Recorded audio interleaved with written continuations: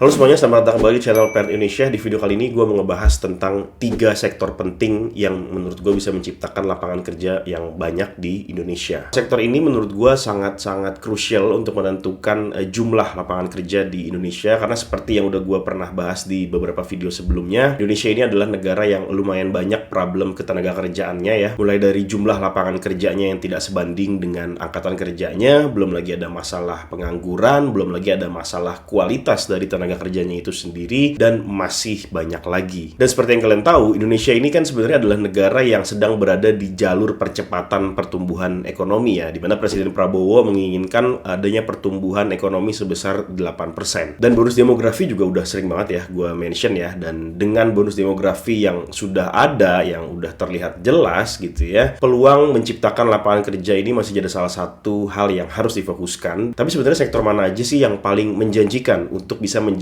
mesin pencetak lapangan kerja di Indonesia? Coba yuk kita bahas. Sektor yang pertama adalah sektor teknologi atau digital ya. Teknologi atau dunia digital saat ini adalah sektor yang paling dinamis ya di era modern seperti sekarang ini. Dengan adopsi internet yang semakin terus meningkat dan juga penetrasi smartphone yang semakin masif ya di setiap tahunnya, sektor ini membuka peluang pekerjaan dan bisnis yang hampir tak terbatas ya. Tidak hanya untuk perusahaan besar, sebenarnya teknologi digital juga memungkinkan UMKM atau para pengusaha-pengusaha kecil dan menengah ya, ini juga termasuk individu, ini juga bisa berkembang di skala global berkat adopsi internet dan teknologi smartphone dan berbagai teknologi yang mengiringinya. Untuk peluang pekerjaan dan bisnis sendiri di sektor ini sebenarnya sangat banyak ya. Salah satunya mungkin kalian sering dengar adanya software developer ya, karena hampir di semua sektor, dari sektor transportasi hingga pendidikan, ini membutuhkan sejenis aplikasi atau software untuk bisa mempermudah layanan dan meningkatkan kapabilitas dari sektor-sektor itu sendiri gitu. Ada juga posisi seperti data analis dan juga data scientist, karena di era big data seperti ini, kemampuan untuk menganalisis data dan mengubahnya menjadi informasi yang berharga itu juga sangat diperlukan, dan prediksi gue masih sangat diperlukan lah buat beberapa tahun ke depan ya. Kemudian ada juga posisi digital marketing dan juga konten strategis atau konten kreator ya. Ini juga sangat pesat pertumbuhannya, karena dengan bisnis yang semakin berlomba-lomba untuk hadir di dunia maya atau di dunia sosmed ya, ahli digital marketing dan juga content creator ini juga menjadi kunci kesuksesan perusahaan ya di tengah gelombang sosial media yang begitu besar ini ya. Dan belum lagi ada juga jasa-jasa seperti pengembangan website atau e-commerce gitu ya. Banyak bisnis yang offline ini sekarang udah beralih ke online, yang mana kecenderungan ini menciptakan permintaan baru ya untuk para web developer ya, untuk mengembangkan website-website lah. Kemudian ada juga startup-startup berbasis teknologi ya. Banyak banget inovasi seperti fintech, kemudian juga ada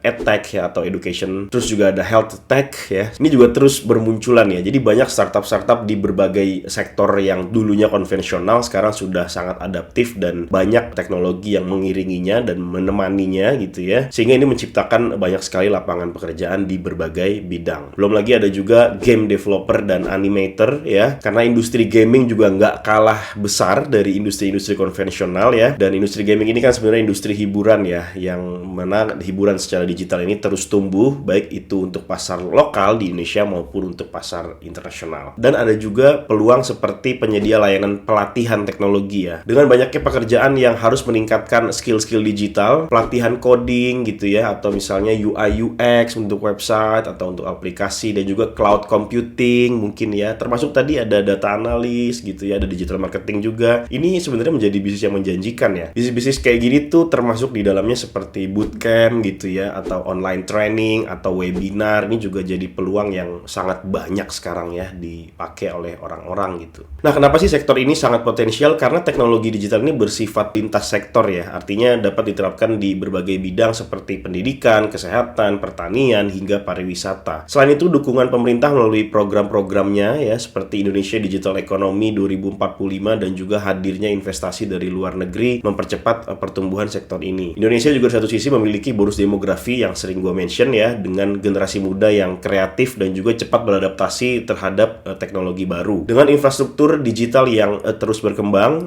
termasuk perluasan jaringan 4G dan 5G ya, yang kemarin sempat dikorupsi.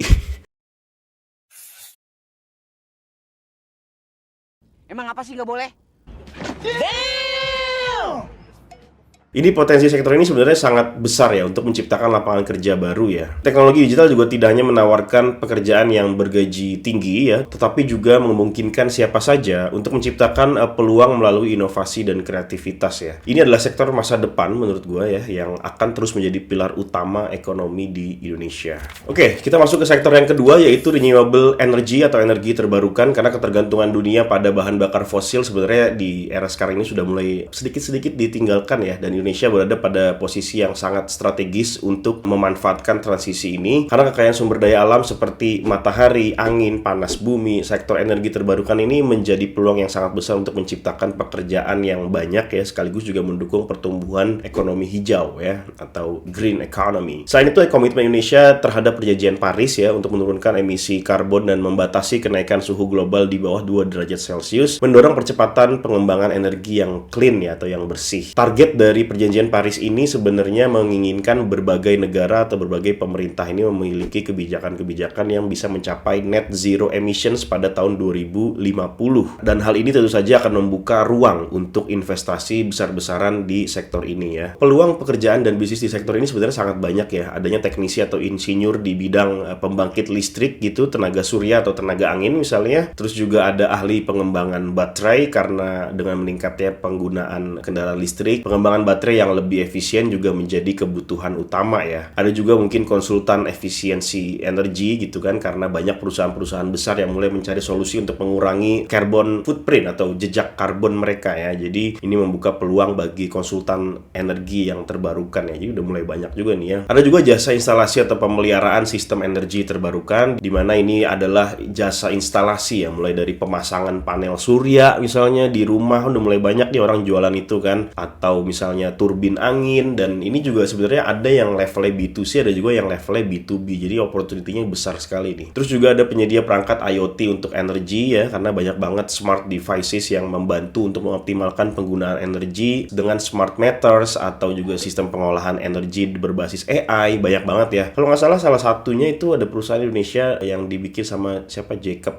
gitu ya, yang orang bule itu, dia Nafas Indonesia yang buat ngecek kualitas udara gitu kan. Itu juga salah satu contoh perangkat smart IoT ya yang bisa dimanfaatkan gitu. Jadi dia ya bisa memanfaatkan peluang bisnis ini gitu sebenarnya. Dan juga masih banyak lain ya peluang dari industri ini. Dan kenapa sektor ini potensial ya? Karena selain membantu untuk memenuhi target global ya dari perjanjian Paris tadi untuk mengurangi emisi karbon, energi terbarukan juga sebenarnya membawa dampak sosial yang positif ya. Karena pembangunan pembangkit energi bersih yang sering dilakukan di daerah-daerah itu sebelumnya kurang terjangkau listrik. Jadi ini akan membuka akses listrik bagi masyarakat pedesaan atau masyarakat yang tinggalnya di pedalaman lah. Investasi besar-besaran dari berbagai lembaga keuangan internasional yang mendukung energi hijau juga terus mengalir, menjadikan sektor ini semakin menjanjikan. Dan dengan percepatan transisi energi dan juga dukungan regulasi yang ada, energi terbarukan bukan hanya soal peluang bisnis, tapi juga langkah strategis untuk menjadikan masa depan kita itu lebih sehat dan lebih berkelanjutan lah. Oke, sekarang kita masuk ke sektor yang ketiga, yaitu sektor industri kreatif, di mana sektor ini adalah sektor favorit gue, karena zaman sekarang kreativitas ini sudah menjadi kekuatan ekonomi baru ya, terutama dengan dukungan teknologi digital yang tadi di sektor pertama itu yang gue bahas ya. Ini memperluas akses dan juga jangkauan market hingga ke seluruh dunia, bahkan ya nggak cuma di Indonesia. Industri kreatif di Indonesia yang meliputi mungkin seni, budaya, hingga hiburan, ada juga ya edukasi juga ada ya. Ini terus berkembang dan memberikan peluang yang besar bagi generasi muda untuk berkarya sekaligus juga menciptakan lapangan kerja. Peluang pekerjaan dan bisnis di sektor ini sangat besar dan sangat populer ya di akhir-akhir ini, mungkin dalam 5-10 tahun terakhir ya, yaitu adalah content creator beserta orang-orang atau jabatan-jabatan atau posisi-posisi yang mengiringinya seperti video editor gitu ya. Tren sosial media yang semakin terus berkembang menciptakan kebutuhan konten visual yang menarik, dari vlog hingga video-video review, misalnya ada review teknologi, review mobil, belum lagi make up, belum lagi influencer-influencer seperti kesehatan ya, travel, makanan. Wah, ini banyak banget lah. Ini kalau di breakdown aja content creator ini banyak banget bidangnya gitu ya. Jadi menurut gue ini adalah salah satu peluang buat kalian mungkin yang saat ini ingin membangun bisnis. Salah satu bisnis yang menurut gue paling menjanjikan dan juga paling mungkin future guaranteed ya, itu adalah content creator atau influencer ya. Atau mungkin juga orang-orang yang ada di sekitarnya seperti video editor, graphic designer, social media manager, dan lain sebagainya. Belum lagi di sektor kreatif ini juga banyak banget posisi-posisi atau atau pekerjaan-pekerjaan yang terlibat di dalamnya ya, seperti desainer produk digital untuk UI UX-nya gitu ya. Terus juga ada game developer atau animator juga, termasuk juga jasa-jasa seperti ilustrasi. Belum lagi ada industri kreatif di bidang lain seperti fashion dan juga kerajinan tangan lokal kan, karena banyak juga nih produk-produk lokal dari Indonesia yang rame di Indonesia saat ini ya. Produk-produk seperti batik atau